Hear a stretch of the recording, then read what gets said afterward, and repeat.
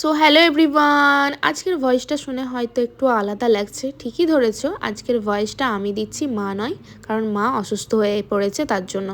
তো ফার্স্টে আমরা সকালে ব্রেকফাস্ট করে নিয়েছিলাম, তারপর রেডি হয়ে আমি, মা, পাপা তিনজনাই বেরিয়ে পড়েছিলাম ডক্টর দেখানোর উদ্দেশ্যে, যেটা আমরা আগের দিন আমরা অ্যাপয়েন্টমেন্ট নিয়ে রেখেছিলাম।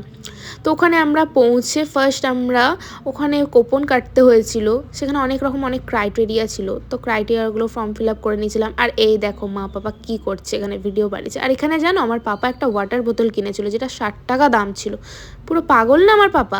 তারপর এখানে মাকে অনেক রিপোর্টস করতে দিয়েছিল, সেখানে গিয়েছিল রিপোর্টস করার। যে রাস্তাটা আমরা যাচ্ছিলাম, মানে যেটা তোমরা দেখতে পাচ্ছ এই জাস্ট ভিডিওতে, সেখানে একটা ক্যান্টিন এরিয়া পড়ছিল, এটা এতটা সুন্দর লেগেছে আমাকে জাস্ট।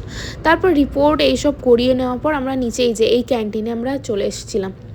এই ক্যান্টিনে তারপর আমরা খাবারটা অর্ডার দিলাম। খাবার খুব এক্সপেন্সিভ ছিল, কিন্তু কি করব, তখন খুব খিদেও পেয়েছিল, তার জন্য খাবার অর্ডার দিয়ে দিয়েছিলাম। এখানে পাপা অর্ডার করেছিল, একটা প্লেটের অর্ডার করেছিল, যেখানে ছিল 2টো ডিম, আর ছিল মিক্স ভেজ, আর ডাল ছিল, আর পায়েস দিয়েছিল, আর এখানে চাটনিও ছিল, আর একটু রাইস, আর তোমার হচ্ছে পাঁপড় ছিল।